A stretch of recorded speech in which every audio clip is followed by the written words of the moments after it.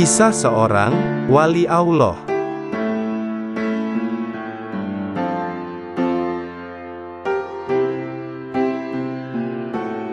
Dikisahkan ada pemuda dari tetangga kampung, yang baru saja menikah dengan perempuan anak seorang ulama besar di kampung tersebut. Namun anehnya pemuda tersebut mempunyai latar belakang kehidupan yang sungguh sesat dan ahli maksiat. Karena perilakunya yang sering berjudi, mabuk minuman keras dan suka bermain wanita. Sungguh bertolak belakang dengan istrinya yang solehah dan tekun beribadah. Namun setelah menikah pemuda ini berjanji untuk bertaubat dan dia akan mulai belajar agama dari istrinya, meskipun berat baginya. Pada suatu hari istrinya mengingatkan dia, "Pak, besok hari Jumat, jangan lupa pergi ke masjid untuk sholat Jumatan," katanya.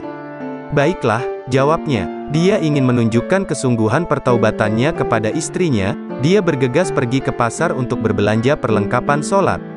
Sarung, gamis, sorban, dan tasbih dibelinya. Yang unik, tasbih yang dipilih bukan sembarang tasbih, tapi yang besar.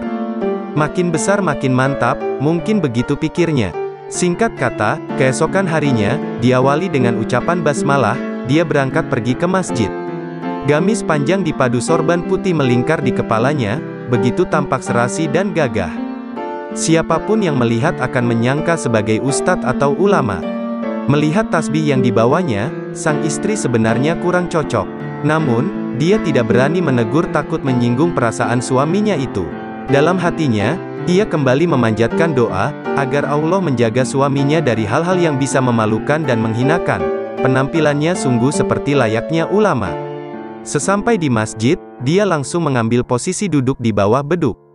Kehadirannya pun menjadi perhatian jamaah lain.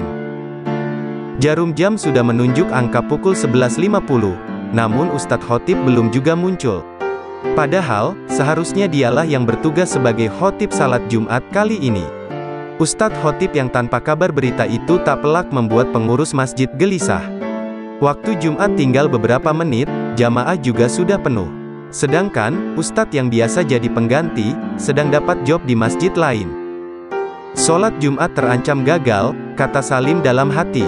Di tengah kegentingan itu, Salim sang pengurus masjid hanya bisa pasrah. Sesekali dia berdiri menghadap ke arah pintu masjid berharap khotib datang.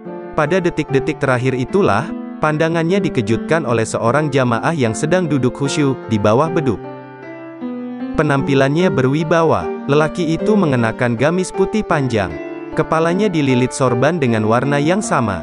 Sembari memutar tasbih, bibirnya tampak komat kamit melafalkan zikir. Tapi yang membuat Salim takjub tak lain adalah tasbihnya. Ya, tasbih yang dipakai bukan seperti tasbih pada umumnya. Ukuran bijinya besar-besar. Kehadiran laki-laki berpenampilan ulama itu membuat perasaan Salim plong. Allah sungguh pemurah, ucapnya sumringah. Maksud Salim, Allah telah mengirimkan pengganti ustadz lain sebagai khotib penggantinya. Itu artinya, sholat Jumat bisa dilaksanakan seperti biasa. Kemudian, Salim memberanikan diri mendekati lelaki itu. Dengan sopan ia menyampaikan maksudnya. "Assalamualaikum," sapa Salim. "Waalaikumsalam," jawab lelaki itu ramah. "Maaf ustadz, waktu sholat Jumat sudah masuk, tapi khotib yang bertugas kali ini berhalangan hadir. Mohon ustadz bersedia menggantikannya." Mendengar permintaan Salim, lelaki itu tampak kaget dan gugup. Namun, dia segera bisa mengendalikan diri. Dengan lembut dia menolaknya. Dia mengatakan, "Saya sedang belajar dan belum pernah menjadi khotib." "Wow, benar orang yang berilmu tinggi, biasa merendah," gerutu Salim dalam hati. Sampai akhirnya, ia terus didekati Salim, yang memintanya untuk maju menjadi khotib. Meski menolaknya, Salim terus membujuknya. Dia yakin orang yang ada di hadapannya adalah orang yang tepat menjadi khotib. Bujukan Salim ternyata manjur. Dia pun luluh dan bersedia menjadi khotib. Salim girang bukan kepalang. Dia balik kanan dan bergegas menuju mimbar memberikan pengumuman bahwa khotbah akan disampaikan oleh ustadz baru sebagai pengganti. Dari bawah beduk, dia bangkit dari tempat duduknya. Dia berjalan penuh percaya diri meski dirinya tidak tahu apa yang akan disampaikan di depan jamaah nanti. Semua mata tertuju kepadanya. Mereka penasaran karena baru kali ini melihat khotib begitu berbeda dari biasanya. Khotib dadakan ini terlihat begitu mempesona. Tampak sedikit gugup, dia masuk dan duduk ke dalam mimbar. Setelah muazin menunaikan tugasnya, dia beranjak dari tempat duduknya. Grogi, takut, panik, campur aduk jadi satu. Tangannya gemetar memegang tongkat. Dia terdiam, bingung, kata-kata apa yang hendak diucapkannya. Suasana hening, jamaah menunggu cukup lama. Lalu mulutnya didekatkan ke mik. Ia makin panik, mukanya pucat. Assalamualaikum warahmatullahi wabarakatuh, ucapnya. Dijawab oleh jamaah, Waalaikumsalam.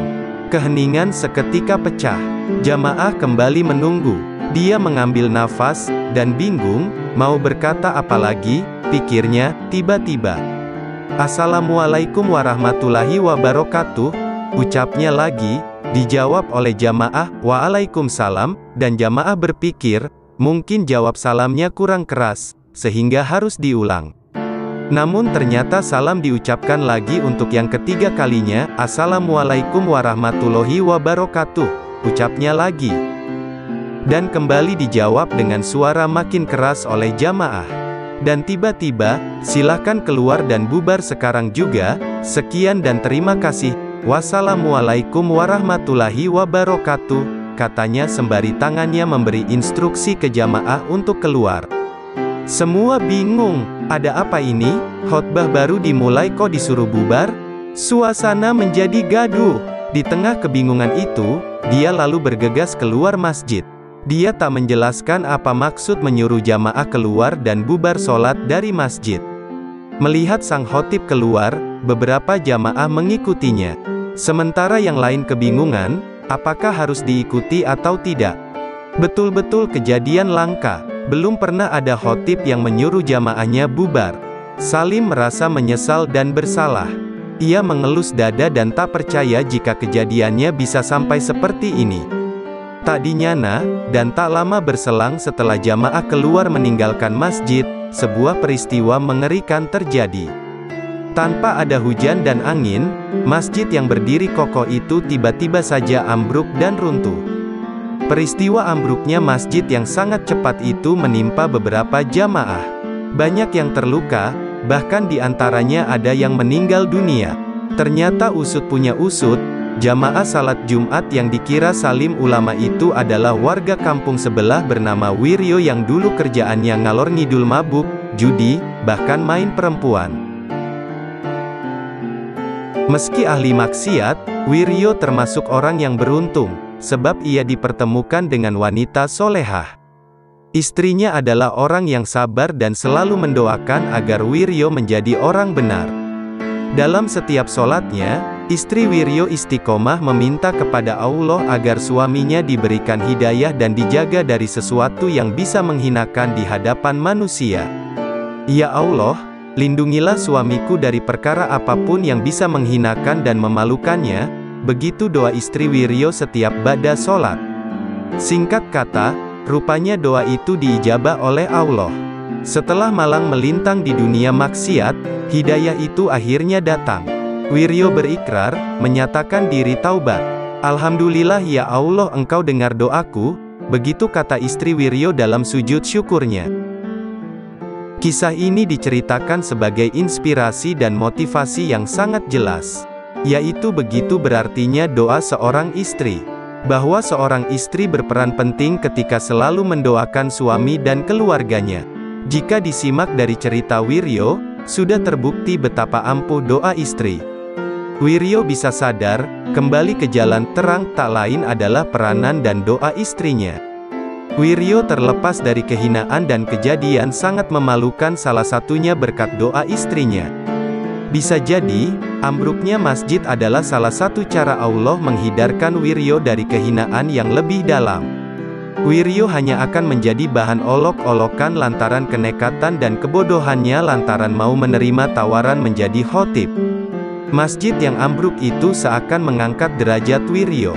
Pesan Wiryo ke jamaah seolah-olah dia tahu bahwa masjid akan runtuh. Padahal sebaliknya, perintah keluar dan bubar itu tak lain karena Wiryo tak bisa khotbah. Mulai saat itu, Wiryo banyak dibicarakan oleh masyarakat. Dia dianggap sebagai wali Allah dan tokoh ulama, juga rajin mengerjakan sholat dan kegiatan ibadah, serta meninggalkan kebiasaan buruknya. Tekadnya sudah mantap. Dia sehari-harinya selalu belajar ilmu agama dan beribadah kepada istrinya. Istrinya pun bangga akan ketekunan ibadah yang dilakukannya.